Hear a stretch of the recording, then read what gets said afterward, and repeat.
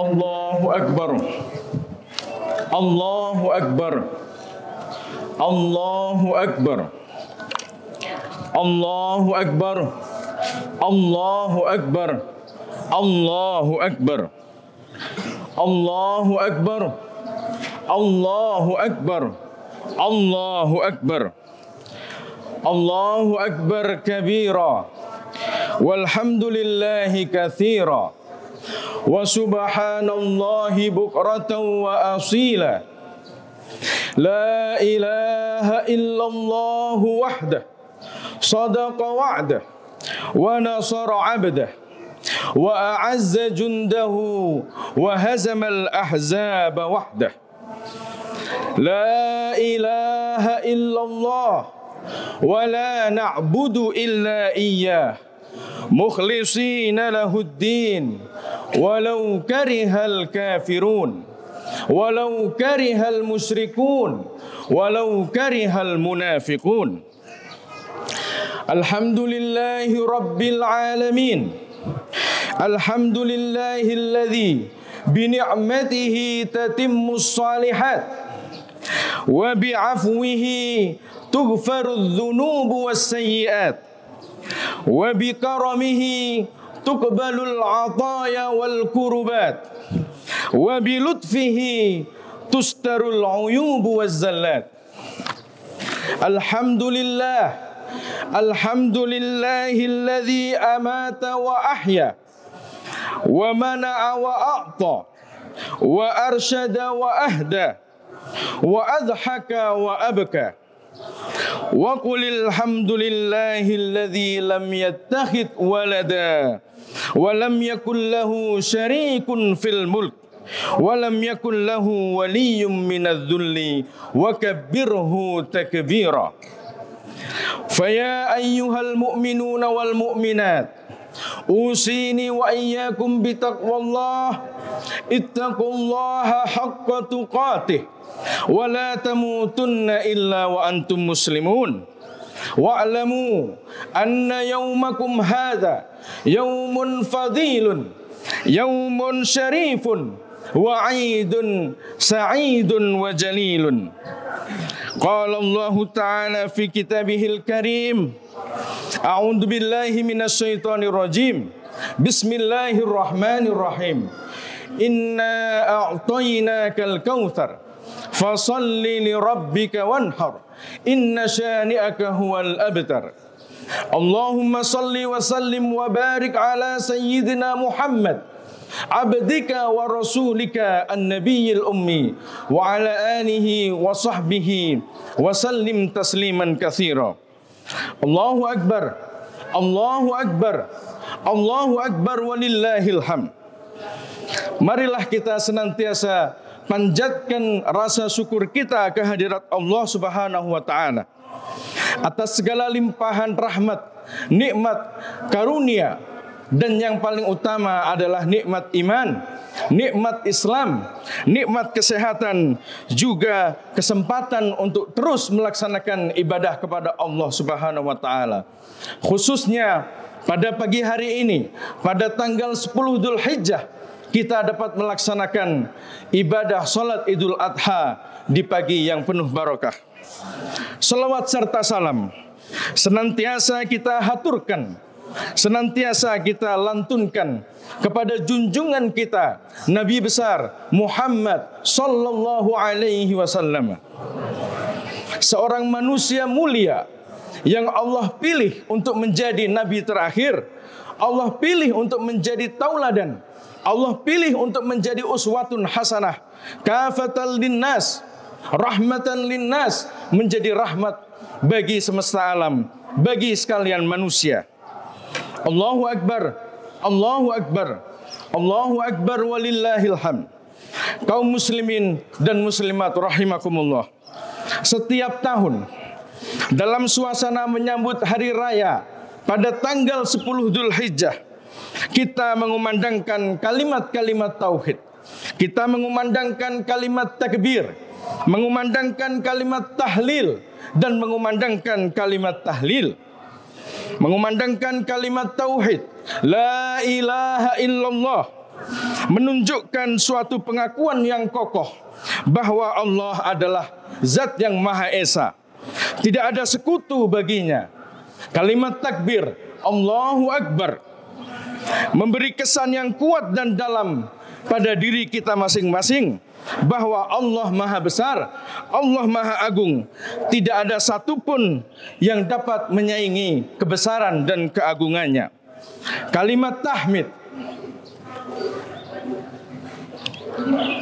kalimat tahmid, Alhamdulillahi Rabbil Alamin, mengandung makna bahwa hanya Allah lah Zat yang patut dipuji. Hanya Allah lah segala pujian milik Allah Subhanahu wa ta'ala. Kalimat tahlil, la ilaha illallah, menegaskan bahwa tidak ada Tuhan yang patut disembah melainkan Allah Subhanahu wa ta'ala, kecuali Allah Subhanahu wa ta'ala. Kalimat-kalimat agung itu saat ini tengah menggema di mana-mana, dikumandangkan oleh seluruh umat Islam di seluruh dunia, baik di belahan barat, di belahan timur, selatan, utara. Kalimat-kalimat ini menghiasi hari-hari kita, dimulai dari tanggal 10 Dzulhijjah sampai nanti hari Tasyrik tanggal 13 Dzulhijjah. Sementara di tanah suci Makkah Al-Mukarramah, tempat terpancarnya fajar Islam, umat Islam yang sedang melaksanakan ibadah haji, para tamu Allah, Duyufur Rahman yang sedang menunaikan ibadah haji, tiada henti menyerukan kalimat talbiyah, labbaik Allahumma labbaik, labbaik la syarika laka labbaik, innal hamda wan ni'mata laka wal mulk la syarika lak. Ku penuhi panggilanmu ya Allah, ku penuhi panggilanmu ya Allah, tiada sekutu bagimu. Sesungguhnya segala puji, puja, limpahan karunia dan kekuasaan hanya padamu dan milikmu semata ya Allah. Tiada sekutu bagimu ya Allah. Kalimat-kalimat ini diulang terus-menerus oleh jamaah haji yang sedang melaksanakan ibadah di tanah suci. Kalimat takbir, tahmid, talbiyah itu ditanamkan di dalam hati, ditancapkan ke lubuk jiwa yang dalam, sehingga pengaruhnya terpancar dalam wujud nyata yang direalisasikan dalam bentuk perbuatan dan amal ibadah.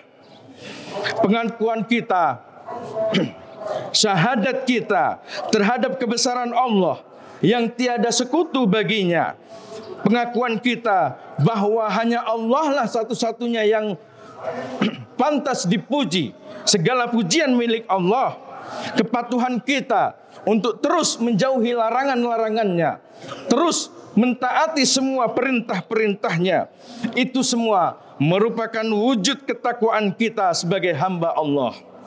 Kaum muslimin dan muslimat rahimakumullah, saudara-saudara kita saat ini yang tengah menunaikan ibadah haji sebagai tamu Allah, sebagai Duyufur Rahman, sebagian telah selesai melaksanakan rangkaian ibadah haji. Mereka sebelumnya telah melaksanakan wukuf di Arafah. Sekarang semuanya telah tuntas, semuanya telah melaksanakan lempar jumrah di Aqabah dan seterusnya. Mereka dengan pakaian ihramnya berasal dari belahan dunia, berasal dari ras, bangsa yang berbeda, warna kulit, budaya dan strata sosial yang tak sama. Namun mereka memiliki tujuan yang sama, yaitu memenuhi panggilan Allah Subhanahu wa ta'ala untuk menjadi tamunya. Mereka semua mengesahkan Allah, mentauhidkan Allah di tempat yang sama, di waktu yang sama, dengan kondisi dan posisi yang sama di mata Allah. Bagi kita kaum muslimin yang belum Allah beri kesempatan untuk melaksanakan ibadah haji, maka kita melaksanakan salat Idul Adha dan ibadah kurban sesuai dengan kemampuannya masing-masing dimanapun berada. Ibadah kurban yang dilaksanakan oleh kaum muslimin sebagai satu upaya mendekatkan diri atau taqarrub kepada Allah Subhanahu wa ta'ala. Deskripsi kehidupan kaum muslimin ini menggambarkan bahwa adanya hubungan dan ikatan yang kuat antara orang-orang yang sedang menunaikan ibadah haji dengan saudara-saudaranya yang tidak pergi ke Baitullah.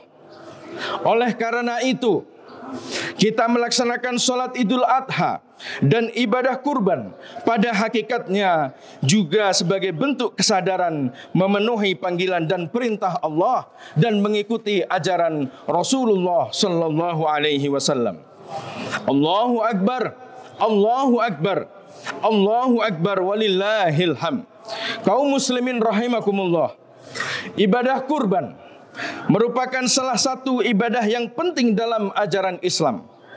Ibadah ini memiliki pondasi yang kuat, memiliki akar sejarah yang panjang dalam tradisi rasul-rasul terdahulu. Ajaran berkurban dan prakteknya telah ditunjukkan secara sinergik turun-temurun oleh para nabi hingga Nabi Muhammad sallallahu alaihi wasallam. Nabi Ibrahim Abul Anbiya alaihi salam dikenal sebagai peletak batu pertama ibadah ini. Peristiwa yang sangat mengharukan tidak akan pernah terlupakan. Peristiwa penyembelihan yang dilakukan oleh Nabi Ibrahim alaihi salam terhadap putranya Nabi Ismail alaihi salam merupakan dasar bagi adanya ibadah kurban. Nabi Ibrahim dengan penuh iman dan keikhlasan bersedia untuk menyembelih anak kesayangannya, Nabi Ismail, hanya semata-mata untuk memenuhi perintah Allah Subhanahu wa taala. Peristiwa yang sangat mengharukan ini dilukiskan dengan indah oleh Allah dalam Al-Qur'an surah As-Saffat. A'udzu billahi minasyaitonir rajim. Falamma balagha ma'ahu as-sa'ya qala ya bunayya inni ara fil manami anni adhbahuka fanzur madza tara qala ya abti if'al ma tu'mar satajiduni insyaallahu minas sabirin. Tatkala anak itu yaitu Ismail telah sampai pada umurnya dan sanggup berusaha bersama dengan Ibrahim, Ibrahim berkata, "Wahai anakku, sesungguhnya aku melihat dalam mimpi bahwa aku menyembelihmu, maka pikirkanlah apa pendapatmu." Ismail menjawab, "Wahai bapakku, kerjakanlah apa yang diperintahkan oleh Allah kepadamu. Insya Allah, kamu akan mendapatiku termasuk orang-orang yang bersabar." Ini adalah ujian ketaatan bagi Nabi Ibrahim alaihissalam. Di kemudian hari, pengorbanan ini menjadi anjuran bagi umat Islam untuk menyembelih hewan kurban setiap tanggal 10 Dzulhijjah sampai tanggal 13 Dzulhijjah. Ibadallah, deskripsi historis ini, sejarah ini menggambarkan bahwa keteguhan hati, keyakinan akan kebenaran perintah Allah, keikhlasan, ketaatan, dan kesabaran adalah esensi yang melekat dari ibadah kurban. Nilai-nilai ini telah dicontohkan dengan baik oleh Nabi Ibrahim dan Nabi Ismail alaihi wassalam dalam peristiwa yang sangat mengharukan. Kesanggupan Nabi Ibrahim alaihi salam untuk menyembelih anak kandungnya sendiri bukan semata-mata didorong oleh perasaan taat setia yang membabi buta atau taklid, tetapi dia sadar, dia yakin, betul-betul meyakini bahwa itu perintah Allah yang harus dipatuhi. Bahkan Allah Subhanahu wa taala memberi perintah seperti itu sebagai peringatan kepada umat yang akan datang, bahwa adakah mereka sanggup mengorbankan diri mereka, keluarga, dan harta benda yang disayangi demi menegakkan perintah Allah? Dan adakah mereka juga sanggup untuk memikul amanah sebagai khalifah Allah di muka bumi ini? Allahu Akbar, Allahu Akbar, Allahu Akbar, walillahil hamd. Kaum muslimin dan muslimat rahimakumullah, dalam studi fikih, kurban sering disebut dengan istilah udhiyah karena penyembelihan binatang ternak dilakukan pada saat matahari tengah naik atau kita kenal dengan waktu duha. Oleh karenanya, Ibnu Qayyim al-Jauziyah memahami makna kurban adalah tindakan seseorang menyembelih hewan ternak pada waktu duha dalam rangka ketaatan dan mendekatkan diri kepada Allah Subhanahu wa taala. Binatang kurban atau bisa kita sebut dengan udhiyah atau nahar adalah simbolisasi dari tadhiyah yang bermakna pengorbanan. Baik udhiyah maupun tadhiyah posisinya sama, semua sebagai sarana ibadah untuk mendekatkan diri kepada Allah, taqarruban wa qurbanan. Jika menyembelih udhiyah atau binatang ternak merupakan ibadah material yang ritual, maka tadhiyah atau pengorbanan di jalan Allah Subhanahu wa taala merupakan ibadah keadaban dengan tujuan memajukan sektor-sektor kehidupan yang lebih luas. Dalam ibadah kurban, nilai yang paling esensial adalah sikap batin berupa keikhlasan, ketaatan dan kejujuran. Tindakan lahiriah akan menjadi bernilai dan bermakna asalkan muncul dari niat yang tulus. Kadangkala sering kita digoda oleh syaitan agar tidak melaksanakan ibadah kurban karena khawatir tidak ikhlas. Dengan ditakut-takuti, untuk apa kita beribadah tetapi tidak ikhlas. Imam Al-Ghazali dalam kitab Ihya Ulumuddin mengutip bahwa syaitan selalu membisiki kita, buat apa engkau beribadah kalau tidak ikhlas? Lebih baik sekalian saja tidak beribadah. Ibadah kurban bukan hanya mementingkan tindakan lahiriah semata. Apa lahiriahnya? Jangan sampai hanya berhenti kepada menyedekahkan daging-dagingnya kepada fakir miskin, tetapi yang lebih utama adalah nilai ketulusan dan keikhlasan guna mendekatkan diri kepada Allah Subhanahu wa taala. Puncaknya adalah takwa. Kita berpuasa Arafah, tujuannya adalah takwa, la'allakum tattaqun. Haji juga puncaknya adalah takwa, pulang mendapat predikat haji yang mabrur. Ibadah kurban juga sama, demi memenuhi ketakwaan kita kepada Allah Subhanahu wa taala. Dalam beberapa ayat Al-Qur'an, Allah memperingatkan bahwa yang betul-betul sampai dan membuahkan kedekatan kepada Allah itu bukan dagingnya, bukan darahnya yang mengalir, akan tetapi nilai takwa, ketakwaan, keikhlasan yang ada dalam jiwa kita. La yanalallah luhumuha wala dima'uha walakin yanaluhu taqwa minkum. Tidak akan sampai daging dan darahnya kepada Allah, akan tetapi nilai ketakwaannya yang akan sampai dan dinilai oleh Allah Subhanahu wa taala. Penegasan Allah ini mengindikasikan dua hal. Pertama, penyembelihan hewan ternak sebagai kurban merupakan bentuk simbolik dari tradisi Nabi Ibrahim dan merupakan syiar dari ajaran Islam yang harus diagungkan.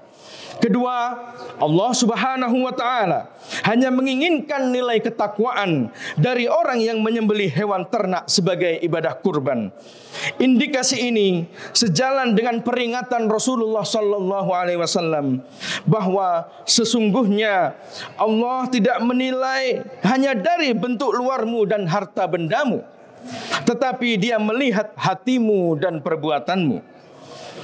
Usaha mendekatkan diri kepada Allah, terutama melalui ibadah kurban ini, kita lakukan secara terus-menerus.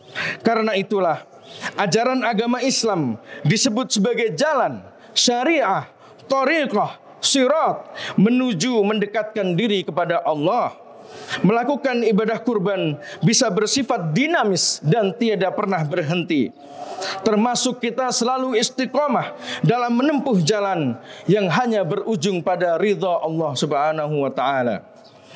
Sehubungan dengan perintah untuk berkurban, maka Rasulullah sallallahu alaihi wasallam mencontohkan langsung. Setiap tahun baginda Nabi selalu menyembelih hewan kurban dan tidak pernah meninggalkannya. Meskipun dari sisi kehidupan Rasulullah menjalani kehidupan yang sangat sederhana, Beliau tidak mempunyai rumah yang indah, rumah yang megah, rumah yang besar. Beliau juga tidak mempunyai kendaraan yang mewah. Apalagi tempat tidur beliau, bahkan tempat tidur Rasulullah hanya beralaskan anyaman daun kurma. Allahu Akbar, Allahu Akbar, Allahu Akbar, walillahil hamd. Jamaah kaum muslimin rahimakumullah.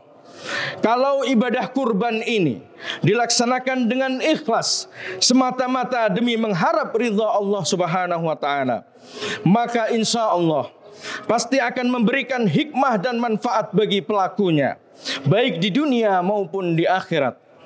Di antaranya, ibadah kurban dapat meningkatkan keimanan kita kepada Allah Subhanahu wa taala. Ibadah kurban yang dilaksanakan oleh orang muslim dapat melatih kepatuhan dan kepasrahan yang total kepada Allah Subhanahu wa taala. Orang-orang yang dekat dengan Allah akan memperoleh predikat muqarrabin, muttaqin, muhsinin, serta akan mendapat kemuliaan dan kebahagiaan hidup di dunia dan di akhirat. Ibadah kurban juga dapat membersihkan kita dari sifat-sifat kebinatangan, sifat-sifat bahimiyah. Pada saat hewan kurban itu jatuh, disembelih, darahnya mengalir. Harapannya sifat-sifat kebinatangan yang ada pada diri manusia juga ikut tunduk, hilang, dan jatuh.